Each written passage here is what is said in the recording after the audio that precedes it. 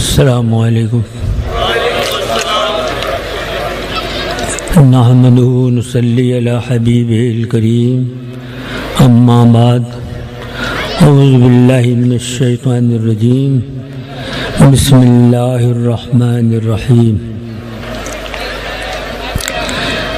ما آتاکم الرسول فخذوہ وما نهاكم عنه فانتهوا صدق الله مولانا العلی العظیم ونحن على ذلك لمن الشاهدين والشاكرين والحمد لله رب العالمين ان الله وملائكته يصلون على النبي يا ايها الذين آمنوا صلوا عليه وسلموا تسليما صلی اللہ سیدنا نبینا مولانا محمد رفیعنا مولانا محمد مبارک وسلم صلاۃ و سلام علیک یا رسول اللہ صلی اللہ تعالی علیہ وسلم۔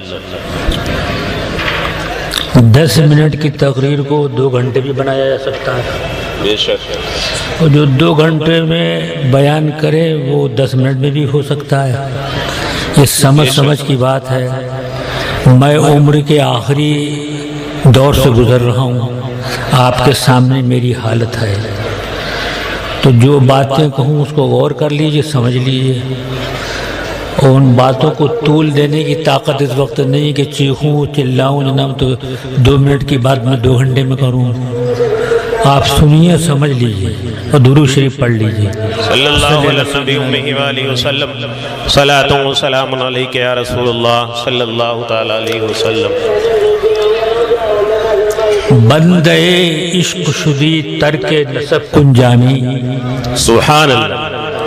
بندے عشق شدی ترک نسب کن جامی کہ دری راہ فلاں ابن فلاں چیزیں نے، سبحان اللہ۔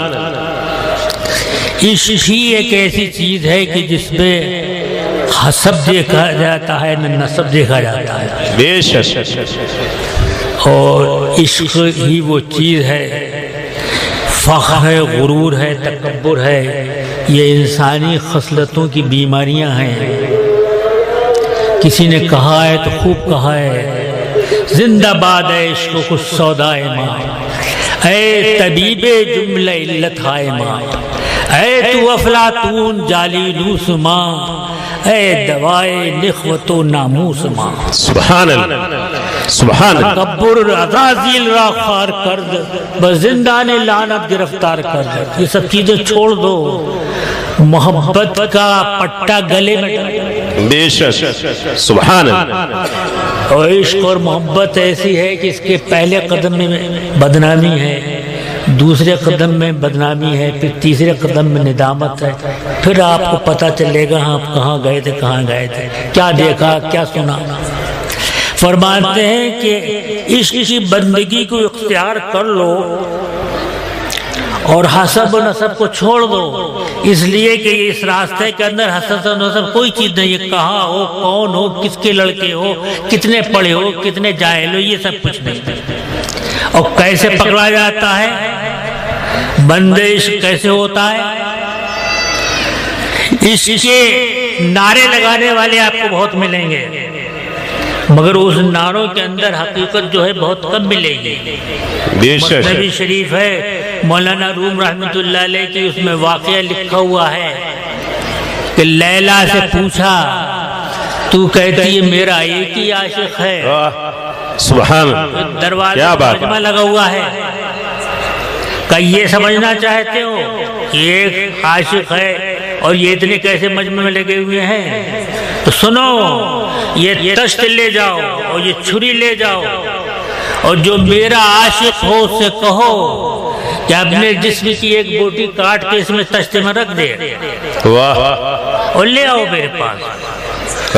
خادمہ تشت کے اندر چھری رکھی اور اس کے اوپر خون پوش ڈھکا اور باہر لے کر آئی، حلوہ کھانے والے دوڑے، کیا بات۔ مگر حلوہ کھانے والوں نے جو تشت میں خون پوش اٹھا کے دیکھا تو اس میں حلوہ نہیں تھا، اس میں چھری تھی رکھی ہوئی تیز، کہ کیا آج حلوہ لانا بھول گئی؟ کہنے بھولی نہیں ہوں، تمہاری محبوبہ نے کہا ہے کہ تم اپنے جسم کی ایک بوٹی اس میں کاٹ کے ڈال دو۔ واہ کیا بات ہے، محبت کرتے ہیں وہ ہمارے ساتھ دشمنی کرتی ہے، ایسی محبت کو 100 طلاق ہے۔ واہ تو سب کے سب بھاگ لیے،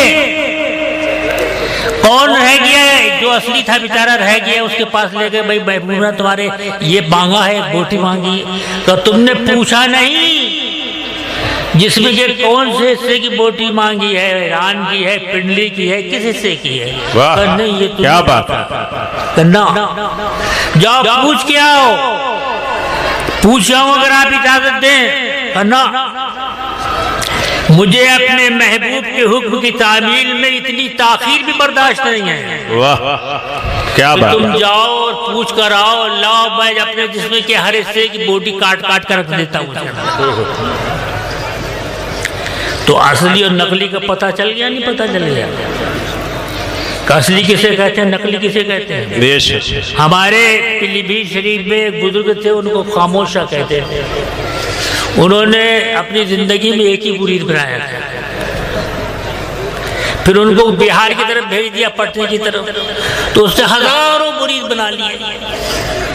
تو مریدین کی جناب بریگیڈر تیار ہوئی ایک فوج، تو ان کے دل میں قدرتی خیال آیا کہ ہمارے پیر و مرشد کے پیر و مرشد دادا پیر ابھی حیات ہیں، ان کو بھی دیکھنا چاہیے۔ تو درخواست پیش کی کہ ابھی زندہ ہے، کہاں زندہ ہے، کہاں میں ان کی بھی زیارت کراؤ۔ تو پیر و مرشد کی خدمت میں درخواست پیش کی کہ حضرت یہاں پر بہت زیادہ مریدین ہیں اور سب کے دل میں خواہش ہے کہ آپ کا روح زیبا دیکھیں۔ اچھا، تو پیلی بھیت سے پیر و مرشد تشریف لے گئے، تو بہت بھاری دھوم دھامی استقبال ہوا۔ اپنے مرید سے پوچھا کہ یہ کون لوگ ہیں؟ کہ یہ سب حضرت کے غلام ہیں۔ اچھا، ہم نے تو تمہیں ایک ہی مرید کیا تھا پوری زندگی میں، تم نے اتنے مرید کر ڈالے۔ کہا یہ حضرت کا فیضان ہے، حضرت کا فیضان بہت لمبا تھا۔ اچھا، مریدین کے دل میں خواہش پیدا ہوئی جب ہم نے پیر مرشد کے پیچھے نماز پڑھیں، تو ان کے مرید نے اپنے مریدین کی خواہش کو سرکار کی خدمت پیش کیا، حضور مریدین کی خواہش ہے کہ ہم اپنے دادا پیر کے اقتداء میں نماز پڑھیں، یہ اللہ کے ولی ہیں تو ہماری نماز قبول ہوگی، اور نماز قبول ہوگی تو ہم قبول ہو جائیں گے۔ تو اچھا ٹھیک ہے۔ تو پیر و مرشد بڑے ہوشیار تھے، یہاں پھکنا باندھ لیا انہوں نے، نماز پڑھنے کے لیے مصلی پہ کھڑے ہو گئے، جب رکوع میں جائے تو پھکنا دبے تو اس میں سے پھوک کی آواز نکلے، پھر سب سجدے میں جائے تو اس میں سے آواز نکلے، پھوک جیسی آواز۔ تو مریدین نے کہا یار یہ تو پیر بڑا ٹرابل ہوتا ہے، پو کرتا جا رہا، پاتا جا رہا، نماز پڑھتا چلا جا رہا ہے۔ اور جب سلام پھیرا تو ادھر کی سب بھی غائب، ادھر کی سب بھی غائب۔ پوچھا کہاں گئے تمہارے مرید؟ کا سب بیت توڑ کے بھاگ لی، یہ توڑ گئے۔ کہا تم کیوں نہیں بھاگے، تم کیوں بھاگ رہے؟ کہ میں نے تو آپ کا دامن تھام لیا ہے، اب جنت ملے تو آپ کے دامن سے ملے گی، جنت میری قسمت میں نہیں ہے، دوزخ ہے تو وہ آپ کے دامن سے ملے گی۔ اسے کہتے ہیں عقیدت، کیا بات، اسے کہتے ہیں محبت۔ دیکھو سرکار مدینہ صلی اللہ تعالی علیہ وسلم نے ارشاد فرمایا ہے، لا یزال طائفۃ من امتی ظاہرین علی الحق لا یضرهم من خالفهم۔ سبحان اللہ، میری امت کا ایک گروہ علی الاعلان حق کا جھنڈا بلند کرے گا۔ بے شک، سبحان اللہ، تو حق کا جھنڈا بلند کریں گے تو ان کے اوپر پھول برسیں گے، ان کے ہاتھ پیر چومے جائیں گے؟ نہیں فرمایا، بلکہ ارشاد فرمایا کہ جب وہ اعلان حق کریں گے تو ان کے اوپر ان کی مخالفت ہوئے گی، بھپکیاں کسی جائیں گی، مذاق اڑایا جائے گا، تمسخر اڑایا جائے گا۔ واہ کیا بات، بے شک، دنیا والوں سے جو بھی ہو سکے گا وہ کریں گے، مگر سید عالم صلی اللہ تعالی علیہ وسلم نے ارشاد فرمایا اپنی زبان موجز زبان بیان سے، لا یضرهم من خالفهم، کتنی مخالفت کریں، کتنی بھپکیاں اٹھائیں، کتنے مذاق اڑائیں، اہل حق کو نقصان نہیں پہنچا سکتے۔ بے شک، سبحان اللہ، کیا بات کریں گے، سبحان اللہ، بے شک۔ مولانا ابراہیم صاحب ترکی رحمت اللہ علیہ کو بھی ان کے پیر و مرشد نے ایک مشن دیا تھا، بے شک، انہوں نے بھی اپنے پیر و مرشد کا دامن تھاما تھا، مگر وہ دامن چھوڑنے کے لیے نہیں تھاما تھا، وہ پکڑنے کے لیے دامن تھاما تھا، اور وہ اس کو آخری وقت تک پکڑے رہے،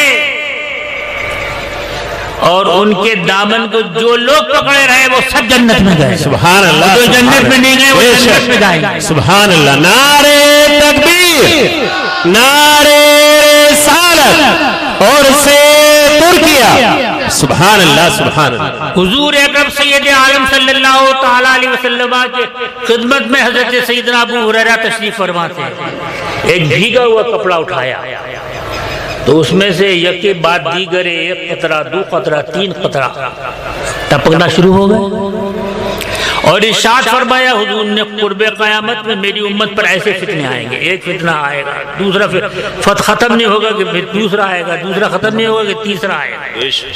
کیا بات! آج تک علماء اہل سنت کا اس میں کوئی اختلاف نہیں ہے، سب اس کے اوپر متفق ہیں، شاید آپ بھی متفق ہو، حالانکہ آپ عالم نہیں ہو، پڑھے لکھے نہیں ہو، آپ جاہل ہی ہو۔ بتاؤ قرآن کے ایک نقطے کا کوئی انکار کرے گا مسلمان رہے گا؟ نہیں۔ اگر ایک لفظ کا انکار کرے گا تو مسلمان رہے گا؟ ایمان لانے کا مطلب یہ ہے کہ اس قرآن کے پر ایمان لائے، اس کے فرمان پر ایمان لائے، اس کے احکام پر ایمان لائے، بے شک، سبحان اللہ، جو ہماری سمجھ میں آیا اس پر بھی ایمان لائے، جو سمجھ میں نہیں آیا اس پر بھی ایمان لائے، بے شک۔ کیا صحیح قرآن نے یہ نہیں فرمایا کہ جب تمہارے اندر اختلاف پیدا ہو تو گواہی دو؟ فَاسْتَشْهَدُوا شَهِيدَيْنِ مِن رِجَالِكُمْ وَإِن لَّمْ يَكُونَا فَرَجُلٌ وَامْرَأَتَانِ، دو آدمی گواہی دیں۔ اگر دو آدمی گواہی نہ دے سکیں، دو آدمی موجود نہ ہوں، یہ نصاب شہادت ہے۔ اگر دو آدمی پورے مکمل نہ ہوں تو ایک مرد ہو اور دو عورتیں ہوں۔ الرجال قوامون علی النساء، مرد جو ہیں عورتوں کے حاکم ہیں۔ یہ ہمارا یا اعلیٰ حضرت کا یا شیر سنت کا یا مولانا ترکی کے گھر کی تعلیم نہیں، یہ قرآن کی تعلیم ہے۔ بے شک، سبحان اللہ سبحان اللہ۔ اس میں تبدیلی نہیں ہوئے گی، قرآن میں تبدیلی نہیں ہوئے گی۔ اگر کوئی کہتا ہے کہ جیسے دو مرد ہیں ویسی دو عورتیں ہیں تو ان کی گواہی قابل قبول ہوگی تو وہ اسلام سے خارج ہے، قرآن کا انکار کر رہا ہے۔ تو ایسے دور فتن میں تم کو اگر بچنا ہے تو اپنے بزرگوں کے دامن کو مضبوطی سے پکڑ لو۔ بے شک، سبحان اللہ۔ اب بزرگوں کے دامن کو مضبوطی سے پکڑ لو گے تو محفوظ رہو گے دنیا میں بھی اور آخرت میں۔ سبحان اللہ سبحان اللہ۔ بے شک، ہمارے والد شیر سنت نے، جنہوں نے سب سے پہلے آپ کے کاٹھیا واڑ میں قدم رکھا اور گجراتی زبان کو پڑھا، پھر آدھی گجراتی، آدھی اردو، آدھی جناب فارسی میں جیسے سمجھ ٹھہر ٹھہر کے سمجھایا، یہ ماحول بنایا۔ آج اس ماحول کو ہم دیکھتے ہیں تو ہم خوش ہو رہے ہیں کیونکہ یہ ہمارے بزرگوں کا بنایا ہوا ہے۔ بے شک، سبحان اللہ۔ اگر ہم اس کی یادگاری نہیں کریں گے تو پھر کون کرے گا؟ سبحان اللہ، بے شک۔ تو حضرت شیر سنت کا یہ ماحول بنایا ہوا ہے، انہوں نے اس کی یادگاری کی ہے، انہوں نے اس کی پرورش کی ہے، اور انہوں نے جس نے ایک پیڑ لگایا اس نے کتنی محنت کی ہے وہ اگر ہم سے پوچھو گے ہم نہ بتا پائیں گے، کیونکہ ہم اس پیڑ کے آم کھاتے ہیں، ہمیں نہیں معلوم کہ کس نے لگایا تھا، کیسے پانی ڈالا تھا، کیسے اس کی یاری کی تھی، کیسے اس کی حفاظت کی تھی۔ کوئی کاٹے نہیں، کوئی جلائے نہیں، کوئی نہیں، وہ جلانے والے چلے گئے، لگانے والے آج اس کا پھل آپ ہی نہیں کھا رہے ہو بلکہ پورا ہندوستان کھا رہا ہے۔ بے شک، سبحان اللہ۔ ان بزرگوں کا احسان ہے کہ انہوں نے ہم کو وہ تعلیم دی 1400 برس پیشتر کی جو امام حسین نے میدان کربلا میں دی تھی۔ سبحان اللہ۔ انہوں نے وہ تعلیم دی کہ جو میدان بدر و حنین میں حضور سید عالم صلی اللہ تعالی سبحان اللہ سبحان اللہ۔ وہاں بھی بہت سے نماز پڑھنے والے تھے، بہت سے قاری تھے، بہت سے حافظ تھے، مگر حق پر وہی تھے جو امام حسین کا دامن تھامے ہوئے تھے۔ آج بھی حق پر وہی ہے جو امام حسین کا دامن تھامے ہوئے ہیں، جو اعلیٰ حضرت کا دامن تھامے ہوئے ہیں، جو شیر سنت کا دامن تھامے ہوئے ہیں، جو بزرگوں کو راستے پر چل رہے ہیں۔ اس دامن کو تھامنے کا مطلب یہ ہے کہ ان کے دامن کو پکڑ لو، ادھر ادھر کی مت سنو ورنہ گئے ادھر ادھر۔ میرے والد کے ایک مرید تھے، وہ حقہ بھرتے تھے، حضرت حقے سے شوق فرماتے تھے کبھی کبھی، تو کھانا کھایا، کھانا کھانے کے بعد خادم نے حقہ پیش کیا، حقے کا کش لگا تو حقے کا کش لگا تو حجابات اٹھتے ہیں اس سے، کا صحبتی کہا حضور کیا ہے کہ ایک زمانہ آئے گا دھان اڑ جائیں گے پہیا لڑک جائے گا کہ پھر ہم کہاں رہیں گے ہم بھی تو ختم ہو جائیں گے کہ تمہیں کون ختم کر سکتا کہ کیوں کہ دیکھو جب پاٹ چکی کے دونوں طرف چلتے ہیں تو جتنے دانے ان دونوں پاٹوں کے بیچ میں آتے پس جاتے ہیں دونوں پاٹوں کے بیچ میں آؤ گے پس جاؤ گے اور کیسے بچو گے دھرے کو پکڑ لو